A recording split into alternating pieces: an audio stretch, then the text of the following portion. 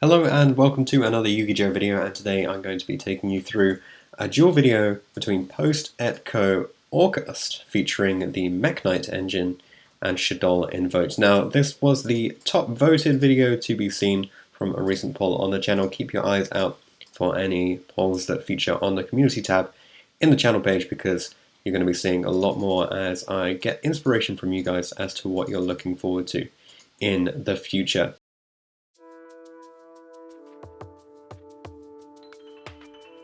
So as can be expected, we're going to see Shaddoll kicking things off with an Upstart Goblin. Keep that deck with 39 cards. Just make it a little bit more consistent, as we can see going into a terraforming there. Now the Mekk-Knight Orcust list is obviously designed to go second, in line with the deck profile that you can see on the channel alongside the full combo guide. If you're interested in any of the post-ETCO combos that are available for Mekk-Knight Orcust. And what we're going to see on the other side is the usual Alistair the Invoker engine coming out and doing everything it needs to do. That meltdown can potentially be a huge impact in this sort of match, because it means that we can't banish the fusion spells off the Orcust Crescendo, which is actually one of the main ways to get around it, is break the board and establish a Crescendo and hope that they don't have a follow-up aside from the one copy of Shaddoll Fusion. So instead, here we're seeing that Invocation is being used to make an App Cologne, which triggers a Shaddoll Beast. There's also a Nail Shaddoll in the graveyard, but that's not going to get a lot of value out from there. Potentially we can see that come out with a Cross Sheep later on, actually, because it looks like this App Cologne will most likely turn into a Link Summon. So yep, off it goes, linking that away in order to go for a Link 2. And yep, it is going to be the Cross Sheep. So if there's another fusion spell available, then we could see some interesting stuff come out. And of course the App Cologne can search for a fusion spell here.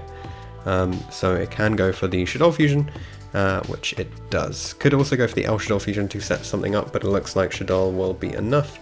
Well, there's a Damage Juggler and a Hedgehog, so that means there's going to be a double search and a trigger of the Cross Sheep and a send from the Construct as well. So a lot of stuff able to be triggered here in a single chain, which will establish a pretty strong board from the Shaddoll side of things. So really, it looks like we're probably going to have to deal with a Cross Sheep, potentially a Winder play. It doesn't look like there's going to be a Macabre on the board based on this opening. Generally, you'd expect the Invocation to be used to bring out the Macabre if that's going to be what appears. So the initial board, while not super strong, will turn into a board containing a Winder, which is of course the main issue for the Mekk-Knight Orcust deck. It looks like on the Orcust side of things there is a Dark Rule No More in hand though, which could have a pretty big impact on this matchup. So this is one of the matchups that was most requested from a recent poll that I did. The plan being to showcase that the deck does not auto-lose to Shaddoll, quite the opposite. Even though Shaddoll has the option to use the Invocation to banish your resources from graveyard and set up Dweller and set up things like Winder, it just doesn't have an immense power over the Mekk-Knight Orcust deck. You can have some very fair matches, very back and forth matches available here. As we see the set card there being placed not in the same column to play around Mekk-Knights. But that Nail Shaddoll could be a problem, because it can banish resources from the Orcust graveyard. You can see there's a Nightmare in hand as well, actually. I think there's quite a number of Orcust names in hand, but also Mekk-Knights. So first out comes the purple, which will be able to turn into another purple later on down the line. Uses the effect to banish itself and get access to a blue sky here. And then that blue sky will obviously be able to get another search off. So if that set is an El Shaddoll Fusion, it could have been used earlier, so that this blue sky couldn't come out, but then it's very dependent upon the hand of Orcust not being strong enough to actually break through that one Winder. And we already know there's a Dark Rule on this, so it doesn't really make a huge impact here. That Gearsu is going to come down and send something to the graveyard. That can be an Orcust card or a World Legacy card. It's actually going to be a Bombard, so that implies that the Orcust hand is not incredible, probably stacked with a lot of Orcust cards. We know there's a Nightmare in there already. So the question is there going to be like a skeleton as well in there, which could be a little bit problematic. And oh, that set is a super poly, not an El Shaddoll fusion. Okay, so it makes a lot more sense to keep the monsters that were currently in place, and we're actually going to see discard of the Trick Clown to fuse with the Construct and the YuGiOh. So that can bring out a Wendy and potentially trigger the Cross Sheep at the same time, and there can't be any response here from the Orcust side of things. Oh, it's actually not going into the Cross Sheep zone, okay. So it's not going to trigger it, presumably to keep some future special summons alive. I'm not sure about that one, but we see, oh yeah, okay, it's because the Trick Clown is coming out anyway, so that's going to get some extra resources there. We see the Bombard was included in the chain following all the triggers to bring out the Nightmare onto the board, but that is the one special summon. Or did that happen before the Winder hit the board? Okay, it happened after. But the Dark Rule No More is going to shut off the Winder, so out can come the Galatea. Okay, so because this Orcust build is built to try and go second, and it includes cards like Dark Rule No More, Mind Control, and various outs to things like Winder, it gives you a much better chance in these types of scenario for actually dealing with the Winder and putting more resources into the grave or onto the board without having to worry about the special summons being too restrictive for you. So Shaddoll has taken some damage with this Trick Clown here. But if we can't get rid of the Winder, it's going to be a real hindrance from the Shaddoll side of things. That Galatea, I believe, has been beefed up now by the Nightmare, and the wand is going to resummon that Nightmare because the Trick Clown is so weak. It's on 0/0. You can just kill it off with the Nightmare there, even though it's only got 100 attack.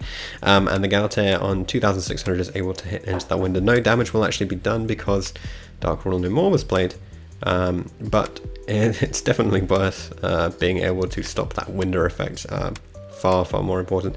And Winder is going to be one of the most important floodgates of the current formats, with things like the Predaplant, the Verte Anaconda being available in like pretty much every deck because it's so accessible.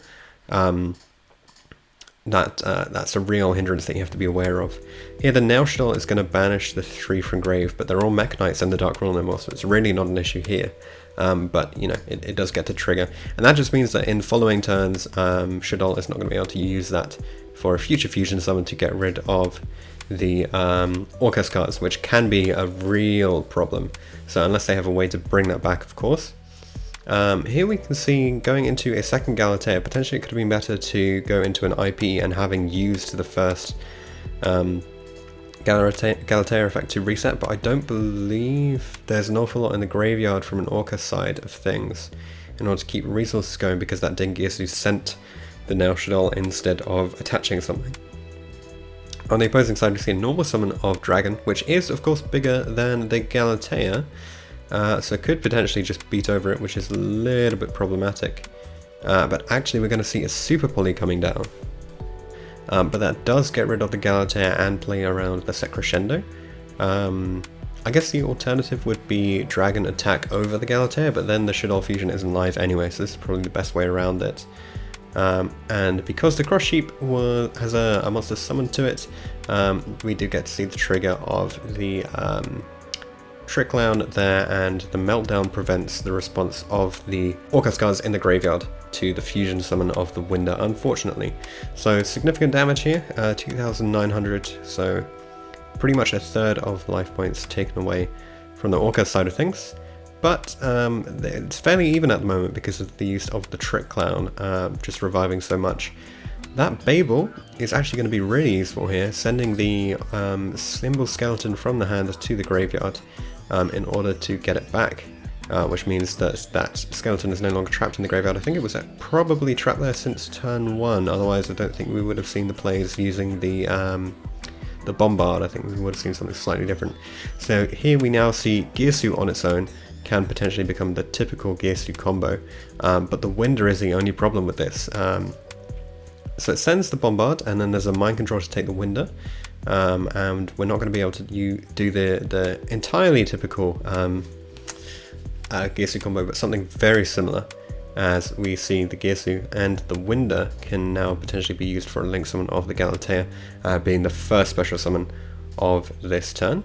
And they could also go into an IP. There is the skeleton in the graveyard already, and yeah, it looks like they're just going to go straight into an IP in an attempt to not use up too many resources. Both of the Galateas are in the graveyard, actually, that's it. So no opportunity to just go for a link summon, because this is a going second build. There are only 2 Galateas involved. Even though you do end up in fairly grindy games, potentially that could be something that I end up changing in the future. There is a Nightmare now in the graveyard, able to boost up this Galatea. This is certainly a misplay. The Nightmare should actually be used to boost up the Masquerena. Currently, that Trick Clown has 1200 defense, which I think wasn't realized at the time, which means the IP cannot beat over it at the moment. So increasing the attack of the IP would actually make it strong enough to beat over the Trick Clown. Of course, the IP can attack over the Crush Sheep alternatively. We see the Gearsu sending the Meltdown so that set Crescendo is now live. As I mentioned earlier, Crescendo not being able to respond to the fusion spells otherwise. And here we should see the Gearsu should actually attack over the Trick Clown, and the IP should attack over the Crush Sheep, since that way both of the monsters get removed. Or alternatively, the Nightmare should boost up the IP Masquerena instead of the Galatea, which really did not provide any serious benefit. I think that would be a better option. But some great stuff here from the Orcust side, being able to turn the IP and the Skeleton and the Gearsu potentially into some kind of Link 4. Could be Zerberus actually that we see come down, but have to wait until the main phase for that, which means the Shaddoll fusion from the Shaddoll side of things is going to be able to kick things off, and the Crescendo is not yet live because the Skeleton hasn't been able to activate. I'm not sure there is a third Link 2 Dark monster that the Gearsu and Skeleton could have gone into here. If the build did play triple Galatea, that could have been the alternative. Make that Galatea and then instantly have the Crescendo live. But as it is, we're going to see the Shaddoll fusion resolve, sending the Squamata and a Cad Shaddoll Chaos, which is going to bring out the Construct and get things rolling once again. Construct as Chainlink 1 and the Squamata as Chainlink 2. Just protect those chain links, although we see there's not really anything that's going to stop it there. From the Orca side, could turn into an Appaloosa here, but the Appaloosa of course dies very quickly to a Construct, which is clearly not the best. It could be backed up by a Gearsu though, but then it just depends how many hand traps, how many fusion spells are available in the hand of Shaddoll Invoked. So instead opting to go for the Borosword, that means that the Borosword can just change the Construct to defense, so we don't have to worry about any damage by any destruction by battle. And of course Borosword famously cannot be destroyed by battle, plus it is now backed up by the IP protection as well. Looks like the Construct is going to send the Incarnation, and the Squamata sends the Beast, or the other way around, but I believe the tactic is now so many of the fusion monsters from the Shaddoll side have been used up that the plan is to just loop the El Shaddoll Construct over and over again with that trap in graveyard, because on the Orca side of things there are basically no resources left in graveyard. Everything is either banished or in deck at this point because it's all being shuffled back with the Orcust Link monsters, which can be a real problem. The Orcust grind game is very different now that we don't have Harp to be able to just special summon out the monsters and then put them into the graveyard again. Now that Nightmare is your only source of actually putting stuff into the graveyard, apart from your like Gearsus and your starter cards, after the start of your engine gets going, it does make it a little bit more difficult to actually keep everything rolling, just because you don't have so many resources available, and often your Gearsu needs to send stuff, otherwise you're just going to be knocked out of the game. But it looks like Shaddoll doesn't have another fusion spell, having to set a card, but that could potentially be problematic if a flip effect resolves that it could maybe remove that Borosword, if it's a dragon for example, the Borosword can still be targeted and returned to the hand. So Galatea will continue resetting some of those banished monsters just so that they can potentially be drawn in future turns. It attacks into the Trick Clown, which will get to reset itself, and then the Borosword will attack into the Construct and be able to wipe it off the board. When Construct attempts to use its effect, the Crescendo can activate, and since the Construct activates in the graveyard and resolves in the graveyard, it gets banished from the graveyard. There is a follow-up Shaddoll Fusion. Did not see that one coming from the Orca side of things, which means there's no additional Crescendo to be able to take that out. But Shaddoll is very limited in terms of what Shaddoll monsters are actually left in the extra deck. So that App Cologne, it looks like, is going to be negating the Galatea. And having to send the Wendy from the field is a bit unfortunate, but it looks like in deck there actually aren't two Shaddoll monsters left with different attributes. So the Wendy is going to bring out Squamata, potentially a rank 4 play available depending on what rank 4s exist within the extra deck for this Shaddoll deck.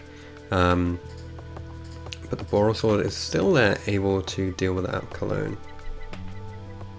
If it does try and attack. Those two defense position level 4 monsters are going to turn into a Dweller. Yep. Right now I think the Crescendo is probably the only live thing in the graveyard actually from the Orca side of things. And when the App Cologne goes to attack the Galatea, it does get switched to defense position. Just reducing the damage able to be taken here. Dweller of course cannot beat over anything. At the moment, putting it into attack means that it's not going to be beaten over by, say, a Scrap Recycler, something like that, so potentially a little bit more impactful.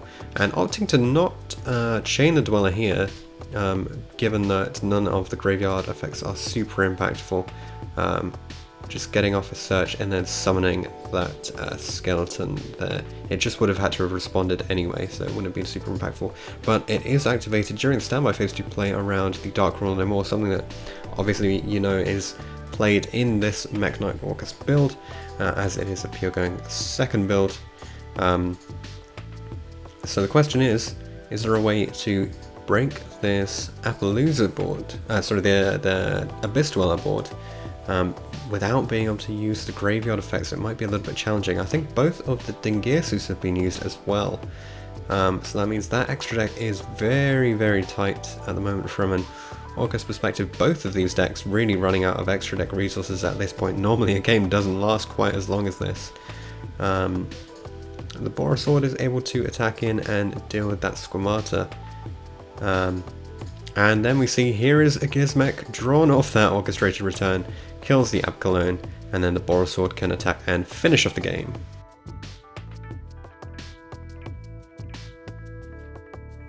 So on to game 2, and once again Shaddoll will of course be starting this one off, hopefully being able to set up a board which is strong enough to stop the onslaught of the Mekk-Knight Orcust strategy.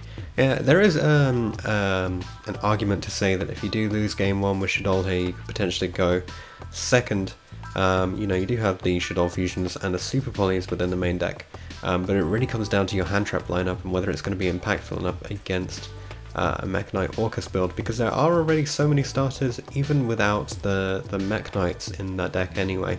You know, you've got the 6 from 3 Gearsu and 3 Scrap Recycler, and then there are other ways to combo off using the extenders. But Shaddoll side, getting easy access to the Shaddoll Fusion for a future Winder follow-up, and then able to bring out Link 2, and it's going to be Cross Sheep. So again, future resources just being able to make sure that there's the maximum amount of disruption in the board and in following up boards to play around the Dark Rule No More. And I don't know if you glimpsed it there, but it does look like once again Dark Rule No More does feature in the Mekk-Knight Orcust hand.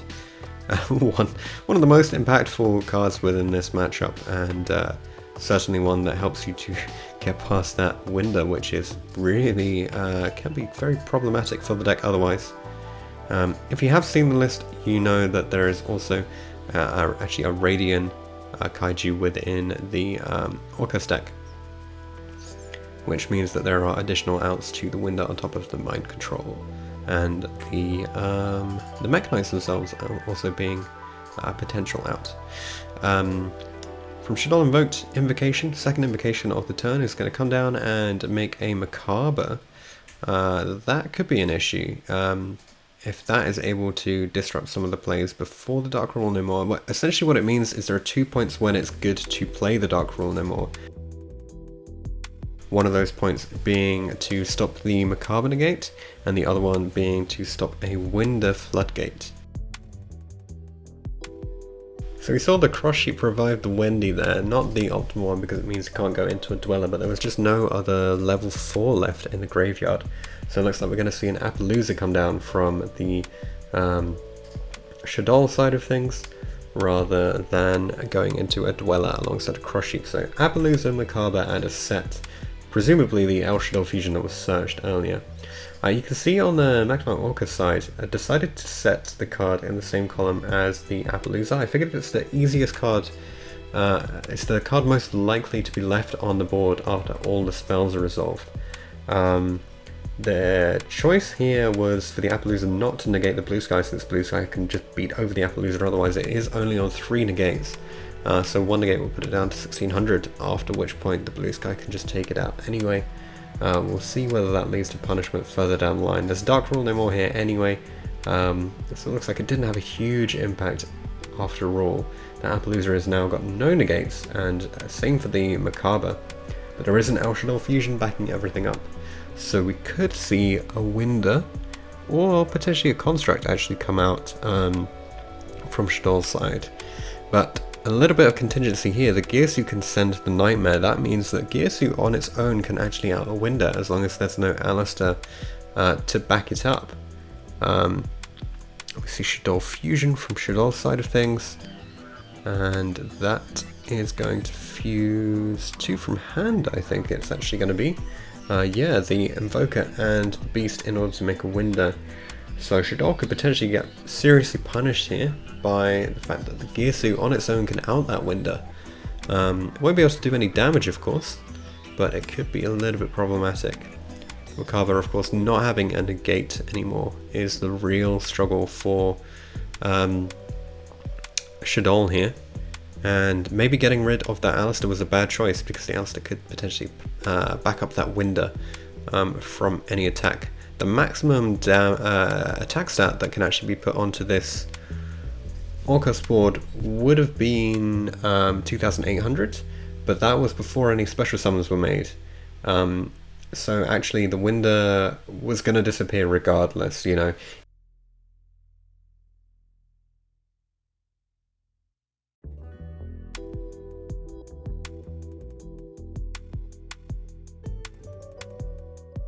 Of course it does really depend on what else is available within the Orcust hand. So there is a Babel. Dingisu comes down, does send that Macabre, so there's no additional light monster resource, and there's an IP Masquerena backed up by some graveyard setup. This is very reminiscent of what you would see from a typical just Gearsu opening, leaving with an IP and some graveyard setup. So Shaddoll trying to get back into things with an Alistair coming down, which can get an invocation. There are a few light targets actually in the Orcust graveyard as well, unless we're going to see just a dark target removed.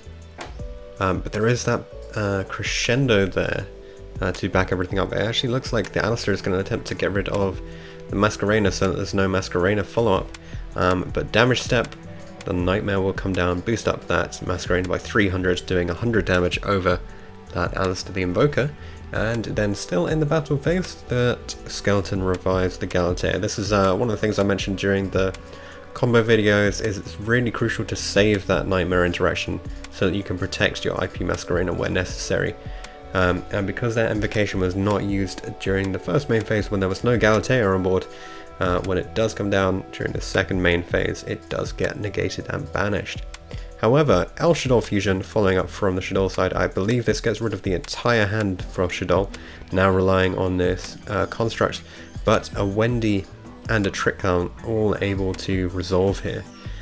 So plenty of resources being able to carry on going from Shaddoll's side of things and bring out the Scrum Master, that means we could potentially see a Dweller once again in game 2.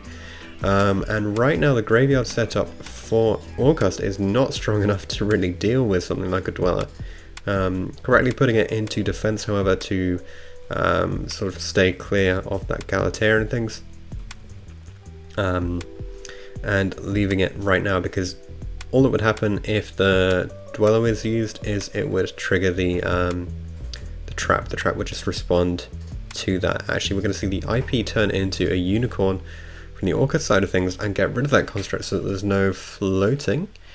This is pretty decent actually, because it means that there's now no cards left in the Shaddoll hand, so Shaddoll is just going to detach from the Dweller, bring out the Trick Clown and lose 1,000 life points once again.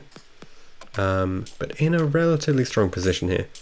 You can see when the Galatea resolved in the previous turn, it put the return into the same column as the Dweller, which meant that there was a purple Nightfall able to be summoned into that column. It's a really crucial way you actually put the cards that you set with your Galatea in this Mekk-Knight Orcust build, so that you can get everything going. So purple into blue, blue into Gearsuit, and now Gearsuit can do the usual things. If the Nightmare were a Link 2, this potentially would have been a decent place to go for a Boros Sword, but because it is a Link 3, it doesn't look like that's going to be happening here. So instead, we're going to see a play into a Link 4. So this is a great place to summon a Zeraboros when your opponent has 0 resources and they're just relying on their first card of the turn. Because unless that card is really insane, there's no way that it can deal with the Zeraboros. So the last 2 become the Zeraboros. There's now a Gearsuit in graveyard, I think 5 cards in hand for Orcust, and everything's set up to trigger that Zeraboros during the opponent's turn. And as could be expected from Shaddoll, very few of the top decks are that good apart from the Alistair engine and Shaddoll Fusion. So when it is a monster that just gets set, we see from the opposing side, Zeraboros will get triggered with this Gizmek. Tons of stuff being banished here. And then when it returns into standby phase, it's actually on enough damage probably to just take the game outright. I think there are something like 17, something like that, cards banished at the moment, so I think 5400 attack for the Zeraboros, and then followed up by a Scrap Recycler sending Skeleton. So yeah, tons of damage here, and Shaddoll is just plain out of resources at this point, so not able to play through this one, and Orcust is going to take the win. Thanks very much for watching this YuGiOh video. Let me know if you want to see more Duel videos in the future, and give me some suggestions in the comment section, and be sure to keep an eye on the polls upcoming on the community tab. I'll see you guys in the next video.